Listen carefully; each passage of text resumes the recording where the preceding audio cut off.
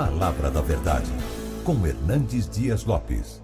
Eu quero hoje repartir com vocês o que está no livro do profeta Isaías 62. Eu vou me deter nos versos 6 e 7, mas eu quero convidar vocês para lermos 62 de 1 a 7.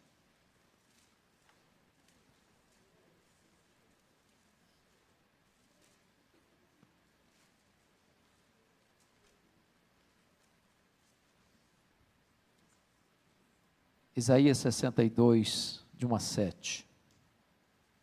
Está escrito o seguinte: por amor de Sião, me não calarei, e por amor de Jerusalém, não me aquietarei, até que saia a sua justiça como um resplendor e a sua salvação como uma tocha acesa.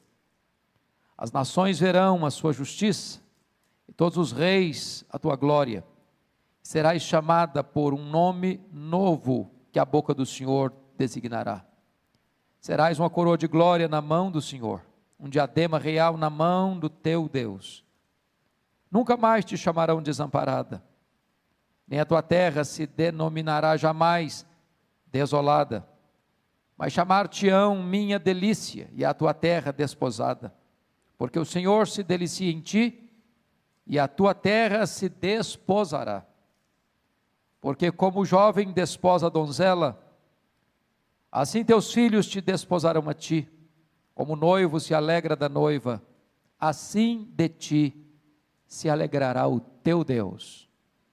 Agora vamos nos deter nos versos que vamos trabalhar hoje aqui, versos 6 e 7, se você tem a versão atualizada como a minha, leia comigo por favor, vamos juntos? Sobre os teus muros, ó Jerusalém, pus guardas, que todo dia e toda noite jamais se calarão. Vós os que fareis lembrar do Senhor, não descanseis, nem deis a ele descanso, até que restabeleça Jerusalém e a ponha por objeto de louvor na terra. Amém. Bom, esse texto começa com promessas. E o contexto aqui é de uma Jerusalém desolada, e Jerusalém aqui é um emblema, é um símbolo do povo de Deus, é um símbolo da igreja, e nesta tarde eu gostaria que nós encarássemos como um símbolo da nossa família.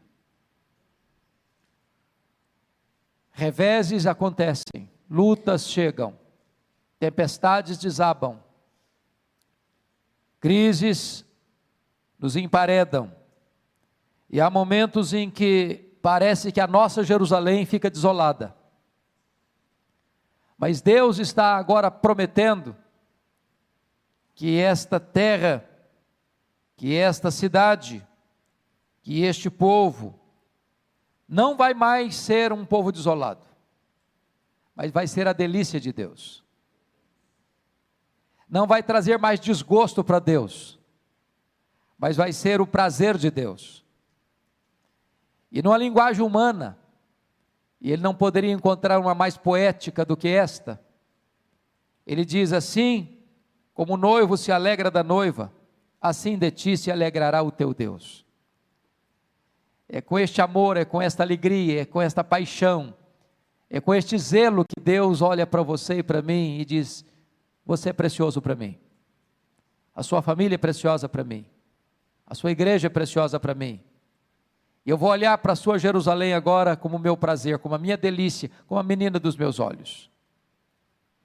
É promessa de Deus para a nossa vida. Às vezes a gente fica pensando que Deus passa perto da gente, corta a volta, prende o nariz, porque o cheiro é muito ruim, mas não é assim que Deus olha para a gente.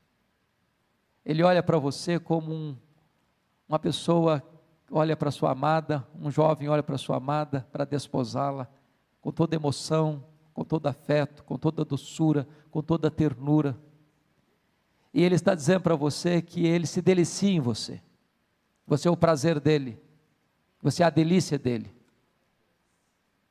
e que Ele tem restauração para a sua vida. Esse texto, depois de tratar das promessas, vai mostrar que embora as promessas nos são feitas, mas nós as obteremos por meio da oração. A restauração veio por meio da oração. E os grandes momentos de avivamento na história, na igreja, na família, vêm como resultado da oração. É quando o povo de Deus clama, é quando o povo de Deus te humilha, é quando o povo de Deus te curva, é quando o povo de Deus tem fome, tem sede, é sobre esta terra seca que Deus derrama do seu Espírito. E eu quero conclamar vocês para pensarem comigo sobre isso. Quando Deus quer fazer uma grande obra na nossa vida, na nossa casa, na nossa igreja, já dizia o teólogo clássico do avivamento, Jonathan Edwards, então Deus começa a despertar o seu povo para orar. Enquanto não há despertamento para a oração, as chuvas não chegam, as torrentes não descem, o avivamento não acontece, os milagres de Deus na nossa vida, na nossa casa, na nossa igreja, não acontecem. Foi quando Elias subiu para o cume do Carmelo que as torrentes caíram. E hoje eu gostaria que vocês olhassem comigo essa passagem bíblica, e tirasse daqui 7 lições. Eu não sei se você tem o hábito de andar com a caneta, andar com um caderninho, andar com um papel, ou se você tem agilidade no seu smartphone para anotar isto, mas eu queria compartilhar com vocês aqui 7 características de uma oração por restauração, da nossa Jerusalém, da nossa casa, da nossa igreja, da nossa vida. Como é que deve ser essa oração? E os versos 6 e 7 trazem para nós o conteúdo desta oração por restauração. Então, em primeiro lugar, anote aí, uma oração por restauração é uma oração cheia de expectativa. Olha o verso 6, sobre os teus muros, ó Jerusalém, pus guardas. As cidades naquela época eram amuralhadas, e o guarda ficava em cima, em torres, sobre os muros, para 2 finalidades. Primeiro, para alertar quando um inimigo estava chegando, para botar o povo em alerta, para convocar o povo para uma batalha, para reunir as suas forças para um grande combate. É muito importante você entender que quem ora precisa estar vigiando. Oração é guerra, oração é batalha, oração é convocação para um grande conflito espiritual. E quando você se põe de joelhos, você precisa entender isso, que há uma orquestração contra a sua vida, há uma orquestração contra a sua família, há uma orquestração contra a sua igreja, e nós devemos orar como guardas em cima de um muro, de olhos abertos, vigilantes, atentos para os perigos que nos rondam e nos cercam. Mas em segundo lugar, esse guarda, ele existia lá, ele estava lá, com essa expectativa também do socorro de Deus, da ajuda de Deus. Quando você ora, você tem que ter essa expectativa, com um guarda em cima de um muro. Lembra do profeta Abacuque? Quando a situação foi tão crítica para o seu país, e diz a Bíblia que ele se colocou sobre a torre de vigia para esperar a resposta de Deus. Essa é o desafio de Deus para você e para mim, de você orar pela sua família, nessa expectativa, de que Deus vai agir, de que Deus vem ao seu encontro, de que Deus vem em seu socorro, de que Deus vai atender o seu clamor, de que Deus vai ver suas lágrimas, de que Deus vai trazer auxílio para você na sua necessidade. É com essa expectativa, é a expectativa de Jacó, que se agarra ao Senhor, e não o larga, até receber a bênção. É a expectativa do leproso que chega para Jesus e diz: Senhor, se tu quiseres, tu podes purificar-me. É a expectativa desta oração que conecta o altar com o trono, e do trono vem como grandes e poderosas intervenções de Deus na nossa vida e na nossa história. A primeira coisa, ao orarmos por nossa família, pela nossa igreja, nós precisamos orar com grande expectativa, como um guarda em cima de um muro. Segunda coisa, oração por restauração é uma oração perseverante. Olha o verso 6 ainda, que todo dia e toda noite jamais se calarão. Então não é apenas você ter expectativa, é você perseverar. O nosso problema, na verdade, irmãs, não é começar a orar, é continuar orando. Numa linguagem bem popular, dizem que nós temos muita iniciativa e pouca acabativa. Pouca acabativa. Nós perseveramos muito pouco. Nós temos dificuldade de continuar insistindo com Deus numa causa.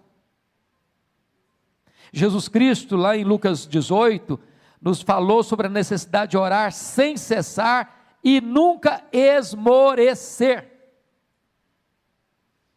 O apóstolo Paulo, lá em 1 Tessalonicenses 5,17, diz: orai sem cessar. Isaías está mostrando aqui para nós, que nós somos como esses guardas, que todo dia, toda noite, jamais se calam. Já pensou você, um guarda, na torre de sentinela, chegando o perigo, e ele calado? Botando em risco toda a população que estava dentro dos muros, porque não deu sinal. Oração, minhas irmãs e meus irmãos, tem que ter essa vigilância perseverante. Não dá para cochilar, não dá para retroceder, não dá para parar no meio do caminho, não dá. Por que o Pentecostes chegou? É porque Jesus Cristo disse para os seus discípulos assim: permanecei na cidade até que. E eles entraram para o cenáculo, e diz a Bíblia que todos, unânimes, oraram perseverantemente. E a Bíblia não diz que Jesus diz: olha, esperem 10 dias. Aconteceram 10 dias, mas Jesus não disse fica até 10 dias, podia ser um mês, podia ser um ano, até que. É com essa perseverança que nós devemos orar. Quantas vezes desistimos de orar por uma causa, por um filho, por uma filha, pelo casamento, pelo namoro, pelo emprego, pela igreja, pela vida espiritual, pela nossa necessidade, e às vezes desistimos no limiar da bênção, no limiar da vitória. É preciso perseverança. Querem um exemplo? Eu não sei quantas de vocês já leram o livro Reavivamento na África do Sul, mas os estudiosos dizem que aquele avivamento coreano do século passado começou com a reunião de oração meio-dia. De repente, quem liderava essa reunião, depois de um mês de oração, ele chegou para os irmãos que estavam reunidos e olha, vamos parar. Nós já oramos um mês, não aconteceu nada, então nós temos uma agenda muito intensa, temos visitas para fazer, temos pessoas para assistir, temos sermões para pregar, temos trabalho para realizar, então vamos voltar à nossa atividade normal. Aí brota de dentro do grupo que estava orando já um mês, sem ver nenhum sinal do favor de Deus, não, vamos perseverar, e foi nessa perseverança, que de repente, os céus se fenderam, e o Espírito Santo desceu com grande graça e poder sobre aquela igreja, e até hoje, você vê os sinais deste avivamento, porque lá nenhuma igreja é organizada sem ter uma reunião diária de oração. Então é preciso perseverar. Você não sabe o tempo de Deus, você não sabe a hora que Deus vai endereçar para você aquela vitória que você está pedindo, aquele anseio da sua alma que você tanto anela no coração. Então persevere, todo dia e toda noite, jamais se calarão. Não desista, não retroceda, não esmoreça, não desanime, persevere. Terceira verdade que nós podemos, terceira lição, a oração por restauração, em terceiro lugar, é uma oração ousada, fundamentada nas promessas de Deus. Olha o verso 6 ainda, vós os que fareis lembrar do Senhor. O que significa isso? Oração é lembrar a Deus o que Deus falou e prometeu em sua palavra. E eu pergunto a vocês, Deus precisa ser lembrado? É claro que não. Deus tem memória curta? É claro que não. Deus se esquece de alguma coisa? É claro que não. Mas quando Deus nos orienta a lembrá-lo do que Ele falou, não é Deus que está precisando de ser lembrado, somos nós que precisamos nos lembrar do que Ele nos prometeu. Porque oração é exatamente falar para Deus, falar: Deus, eu estou pedindo o que o Senhor prometeu. É orar as promessas de Deus, é orar a palavra de Deus, e orar as promessas de Deus, e pedir para Deus aquilo que Ele já prometeu na sua palavra, é ter a convicção de que você está orando segundo a vontade de Deus, porque Ele vela pela sua palavra em a cumprir. Ele não deixa que nenhuma das suas promessas caia por terra. Em todas elas nós temos o sim e nós temos o amém. Louvado seja Deus por isso. Se vocês fizerem um exercício de examinar as orações registradas na Bíblia, vocês notarão que a vasta maioria delas foram orações feitas, fundamentadas nas promessas de Deus. Foi assim com o rei Ezequias, foi assim com o rei Josafá, foi assim com o profeta Daniel, foi assim com Neemias. Eles começam a orar dizendo: Deus, tu falaste, tu prometeste, a tua palavra diz. E quando você ora assim, você ora com ousadia, você ora na convicção de que você está pedindo algo que é da expressa vontade de Deus, porque Deus não deixa a sua palavra e as suas promessas caducarem. Vocês acham que Deus está interessado na salvação da nossa família? Vocês acham que Deus se interessa pela salvação dos nossos filhos? Vocês acham que Deus se interessa pela harmonia do nosso casamento? Vocês acham que Deus está interessado na salvação de toda a nossa casa? Promessa dEle.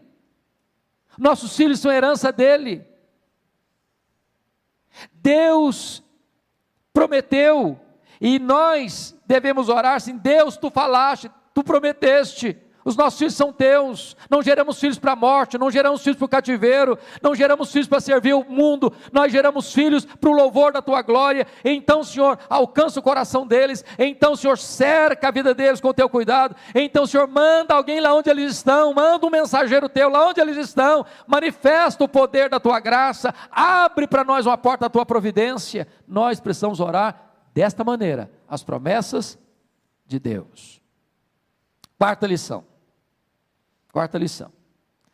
Uma oração por restauração é uma oração ininterrupta e infatigável.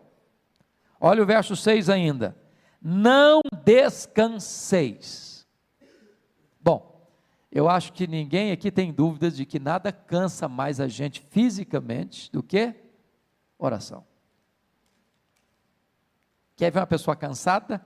Manda ela orar. Você pedir para o camarada: vai lá no centro da cidade, compra isso assim para mim. O cara vai, volta, carinha alegre. Pede para ele ajoelhar 10 minutos e orar. Com 3 minutos ele esgotou o assunto.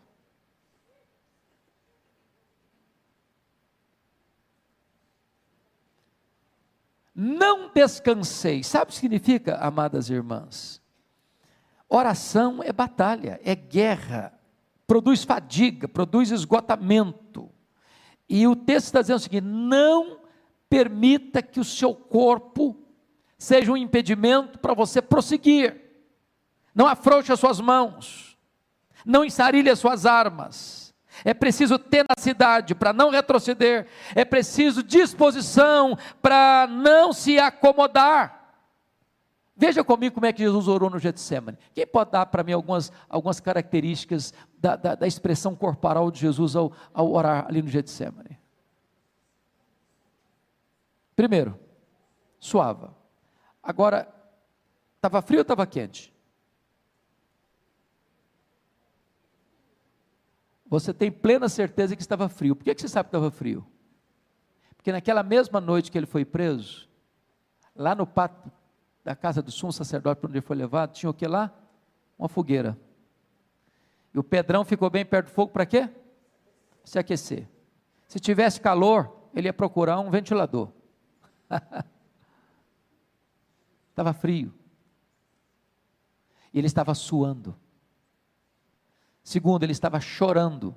convulsivamente, diz Hebreus 5,7, oferecendo forte clamor e lágrimas.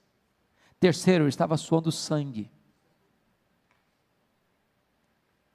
Às vezes, meus irmãos, a nossa oração é tão rasa, é tão superficial, é tão epidérmica, é tão vazia, que nem os lábios a gente abre.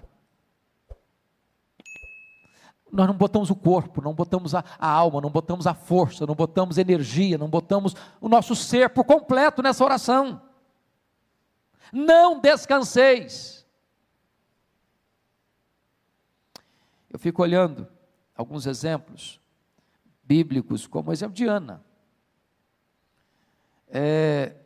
A postura da Ana de derramar a alma era tão forte que ele pensou que ela estava bêbada. E eu fico imaginando o seguinte: até que ponto nós estamos tendo esse ato físico, corporal, de gesto, de atitude na oração, que nós poderíamos dizer: eu estou derramando a minha alma. Não descansar significa que você vai perseverar nessa busca, não importa quanto tempo vai levar. Ambrósio, um dos pais da igreja, disse acerca de Mônica, mãe de Agostinho de Hipona, depois que ela orou por ele 30 anos. Ô, gente, não é brincadeira não orar por alguém 30 anos. Não é verdade? Não dá vontade de desanimar não? Falou: Deus, eu já fiz o que o senhor tinha que falar, já falei, senhor, agora é com o senhor, agora não vou falar mais não.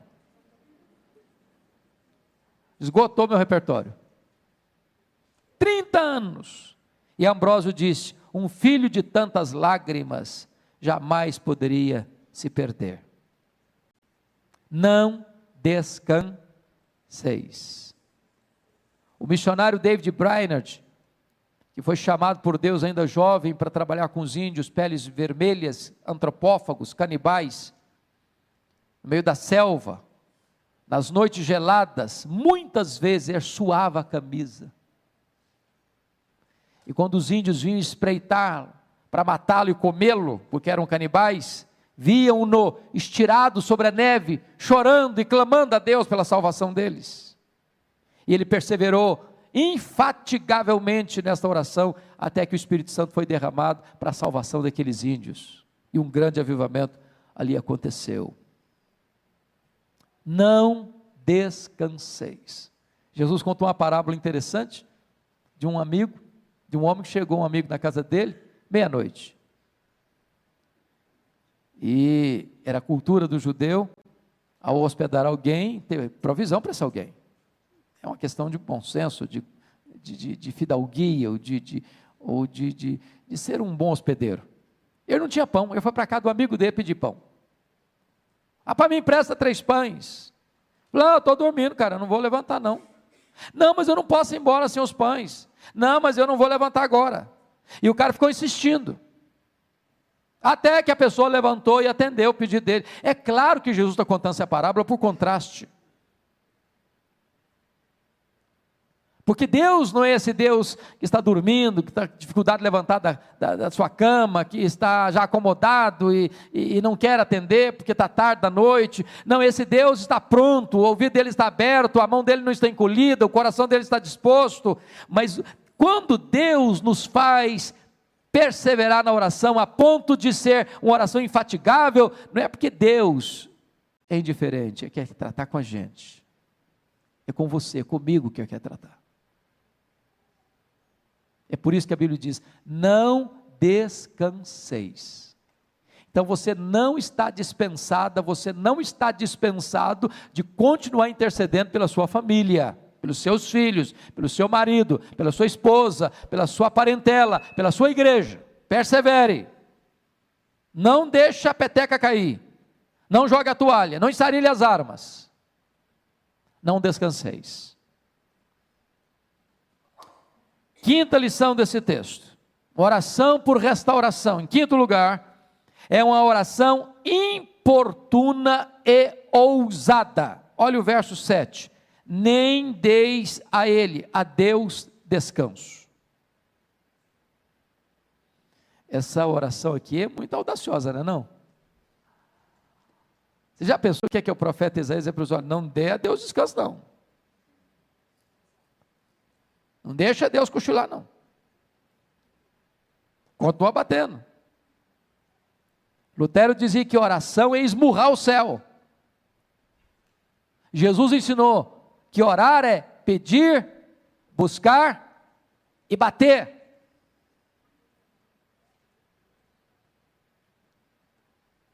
Orar é você chegar a Deus. Estou aqui, Senhor. Aí, mas, Senhor, estou aqui de novo, Senhor. Aí, Senhor, ó. Ó Deus, ó, o Senhor está lembrado? O Senhor prometeu, né? Estou aqui de novo. O Senhor já tem uma semana, já tem um mês. O Senhor já tem um ano. O Senhor já tem 10 anos. O Senhor tem 20 anos. Estou aqui, Senhor, ó. O Senhor prometeu. Estou aqui de novo. Estou aqui outra vez. Olha eu de novo aqui. Não deis a Deus descanso. Irmãos, é claro que isso é uma linguagem humana para nós. Vocês estão percebendo? Vocês acham que Deus fica assim, incomodado? Quem lembra do filme O Todo-Poderoso? O camarada lá que tentou ser de Deus, e aí tanto pedido, ele botou atender tudo uma vezada só. Não, Deus não tem esse problema que você e eu temos de agenda cheia. Deus não fica estressado porque todo mundo está pedindo ao mesmo tempo. Mas quando o profeta diz, não deis a Deus descanso, é que Deus quer nos ensinar o seguinte, que Deus tem prazer quando você chega para Ele e diz, Deus, eu estou aqui, Tu prometeste, é a Tua palavra, é a Tua promessa, eu preciso, eu necessito, eu careço, Senhor, olha para mim, olha para minha casa, olha para o meu casamento, olha para o meu filho, olha para minha filha, olha, meu Deus, para minha família, estou aqui, Senhor, Tu sabes que eu estou sofrendo, Tu sabes, meu Deus, a minha necessidade, a minha angústia, meu Deus, olha aqui, eu estou aqui. É Deus quem nos orienta a fazer isso. Não deis a Ele descanso. Lembra do Jacó? Eu acho maravilhosa a figura do Jacó. A Jacó grudou no anjo, que o anjo era o próprio Deus. Eu não te deixarei ir se tu não me abençoares. É assim que você deve orar. Lembra do Moisés, quando está orando pela nação rebelde? Senhor, perdoa esse povo, senão risco o meu nome do livro. Ou uma coisa ou outra. É com essa audácia e com essa humildade é que ele chega diante de Deus.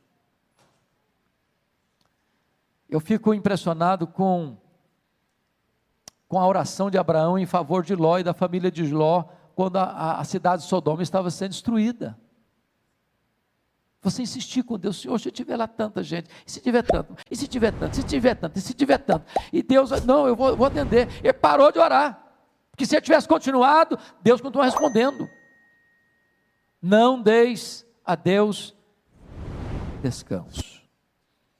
Eu acho que vocês já leram sobre o avivamento dos Estados Unidos do século XIX, e para nós esse avivamento é muito importante, porque começa com um homem que era um comerciante, Jeremias Lampier, e ele era um vendedor, e depois ele foi nomeado como missionário urbano, e esse missionário, Jeremias Lampier, teve uma ideia, vou escrever um folheto, e vou distribuir perto do hotel, onde se reunia com os comerciantes, e distribuiu, e convidou as pessoas para virem para uma reunião de oração, meio-dia no hotel.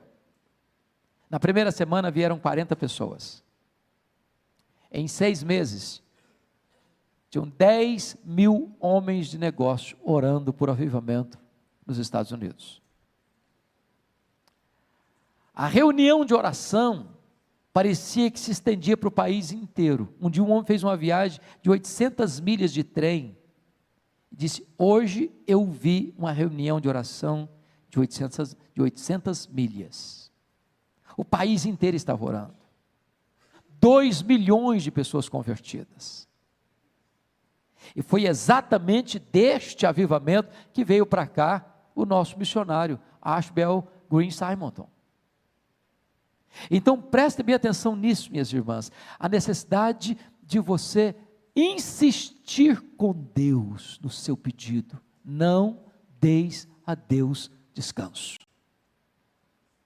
Sexta lição desse texto. Uma oração por restauração da nossa vida, da nossa família, da nossa igreja, é uma oração que não desiste, nem abre mão da resposta. Olha o verso 7. Não deis a ele descanso até que restabeleça Jerusalém. Se você gosta de grifar na sua Bíblia, grife essa frase aí, até que.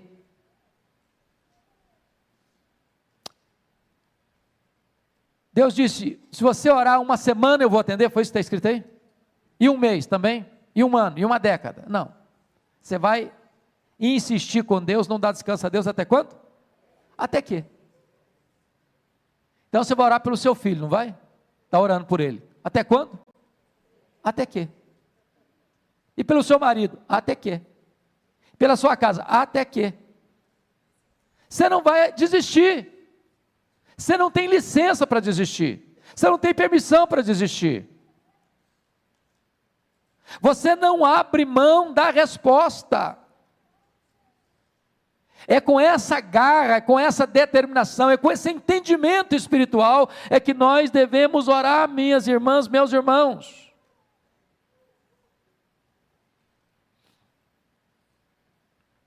O avivamento na África do Sul demorou 12 anos. 12 anos. Do dia que eles começaram a orar por avivamento, até o dia que o avivamento chegou. Mas não é assim, hoje eu oro hoje, daqui um mês eu oro de novo. Não, não é isso não. É de orar focadamente, precisamente, especificamente, objetivamente por essa causa. Quem já leu as obras ou a biografia de George Miller, os biógrafos de George Miller dizem que ele teve mais de 3.000 orações específicas respondidas. 2 não foram, enquanto ele viveu. 2 amigos pelos quais George Miller orou pela conversão, eles não se converteram. Um deles se converteu quando ficou sabendo que tinha morrido. O segundo se converteu no funeral. Eu não sei se você vai ver todas as suas orações respondidas em vida, mas saiba que nenhuma oração sua ficará sem resposta, ainda que você não veja. Finalmente, último lugar, 7º lugar, uma oração por restauração da nossa vida, da nossa família, da nossa igreja, é uma oração específica, por uma intervenção sobrenatural de Deus, por uma restauração gloriosa de Deus. Olha aí o versículo 7, até que restabeleça Jerusalém e a ponha por objeto de louvor na terra. Jerusalém estava desolada, e Deus prometeu de transformar aquela cidade desolada numa coroa de glória, uma diadema real. Aquela cidade que estava provocando a ira de Deus, o desgosto de Deus, seria a delícia de Deus. Em vez de Deus olhar para ela e cortar a volta dela, Deus olhava para ela como um noivo, desposava a sua amada, tendo prazer nela, contentamento nela e felicidade nela.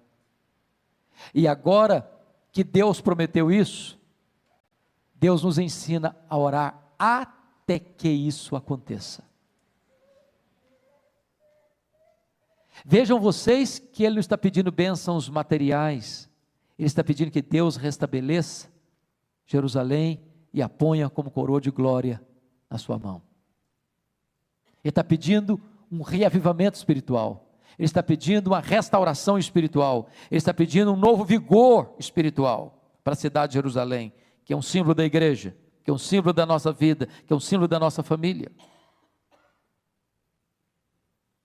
E a pergunta que eu faço para você hoje é esta: o que é que você está pedindo para Deus, para a sua vida, para a sua família, para a sua igreja?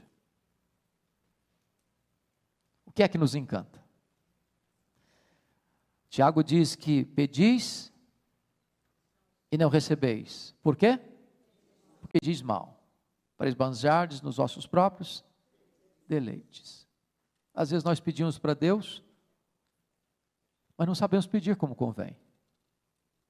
Às vezes nós pedimos para Deus uma pedra pensando que estamos pedindo um pão, uma cobra pensando que estamos pedindo um peixe, um escorpião pensando que estamos pedindo um ovo, o que vai nos destruir pensando que estamos pedindo o que vai nos dar vida, porque às vezes os nossos pedidos são egoístas, mas se nós estamos pedindo conforme a vontade de Deus, se nós estamos orando as promessas de Deus, se nós estamos dizendo para Deus o que Ele mesmo nos disse em sua palavra, se nós estamos querendo de fato uma restauração para a nossa vida e para a nossa família e para os nossos filhos e para a nossa igreja, podem ter certeza que não cairá esta oração em ouvidos moucos, porque os ouvidos de Deus não estão surdos, estas mãos não estarão encolhidas para nos estender e nos dar a resposta, porque o braço de Deus está estendido, porque Ele tem pressa e tem prazer em atender aos seus filhos.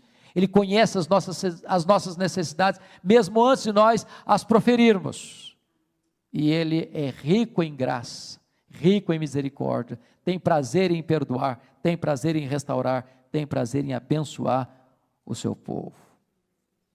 Eu queria orar com vocês hoje, orar pela nossa casa, orar pela nossa família. Nenhum de nós aqui, certamente pode dizer, não, estou tão bem, como a igreja de Laodiceia, que eu não preciso de nada, estou rico e abastado. No próprio momento que a gente pensar isso, é porque nós já estamos numa situação muito crítica. Todos nós estamos precisando, todos nós estamos precisando. Todos nós queremos mais de Deus na nossa casa, mais de Deus na nossa casa. A nossa casa não precisa tanto de mais coisas, precisa mais de Deus, mais de Deus. Então eu gostaria que nós orássemos nesse sentido. Se você quer colocar uma causa específica hoje, não uma causa genérica, mas específica, eu quero hoje orar pelo meu marido, quero hoje orar pelo meu noivo, quero hoje orar pela minha esposa, quero hoje orar pelo meu filho, a minha filha, eu quero hoje orar por um reavivamento dentro da minha casa, por uma restauração espiritual dentro do meu lar, por uma libertação dentro da minha família, por uma cura dentro da minha família. Nós vamos colocar esta causa nas mãos de Deus, crendo que Deus é poderoso para fazer infinitamente mais. Então, se você deseja fazer isso, onde você está, fique em pé e nós vamos orar.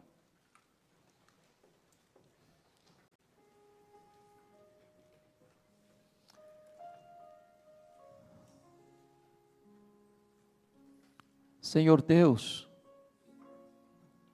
Tu és maravilhoso, Tu és revestido de glória e poder, Tu és fiel a Ti mesmo, fiel à Tua própria palavra, fiel às Tuas próprias promessas. Nós estamos aqui cheios de esperança, porque a esperança que temos não emana de nós mesmos, não procede do braço da carne. A esperança que nutrimos na alma emana da Tua própria palavra, palavra viva, palavra poderosa, palavra que não pode falhar. Nós não estamos endereçando a nossa oração a um ídolo mudo, a um Deus pagão. Nós estamos nos dirigindo a Ti, Deus, Criador dos céus e da terra, aquele que tem o controle da história nas mãos, aquele que olha do céu e contempla o povo a quem Tu amaste desde a eternidade. Glória ao Teu nome, porque nós fomos amados, atraídos por Ti, transformados por Tua graça. E hoje, nesta tarde, o que nós pedimos é restauração, é um reavivamento para a nossa alma, um reavivamento para o nosso coração, para a nossa família, para a nossa casa, a nossa família, Senhor. Meu Deus, vá ao encontro do marido, vá ao encontro da esposa, vá ao encontro do filho, da filha, vá ao encontro do pai, da mãe, em nome de Jesus. Vá ao encontro do irmão, da irmã, do tio, da tia, do avô, da avó. Traz salvação para a nossa família, Senhor. Aqueles que estão cativos, liberta-os. Aqueles que estão longe, os pródigos, traz-os de volta à tua casa. Aqueles que estão desviados, toca o coração deles. Aqueles que estão vivendo, meu Deus, apáticos, uma vida mundana, meu Deus, abre os olhos da alma e mostra a eles o banquete da graça. Traz restauração para a nossa casa, traz cura para a nossa casa, traz paz para a nossa casa, traz alegria para a nossa casa, traz a doçura da tua presença para a nossa casa, enche a nossa casa com a tua glória, Senhor. Bendito é o teu nome, porque tu és o Deus que responde orações. Bendito é o teu nome, porque tu não despedes vazios aqueles que chegam na tua presença com o coração quebrantado. Glória ao teu nome, porque tu és o Deus vivo, o Deus que faz maravilhas, o Deus que responde o clamor do aflito, o Deus que atende a necessidade daquele que está carente, o Deus que enche de bens o faminto. Louvado seja o teu nome, por esta gloriosa e bendita hora de oração. Glória ao teu nome pelas pessoas que vieram a esta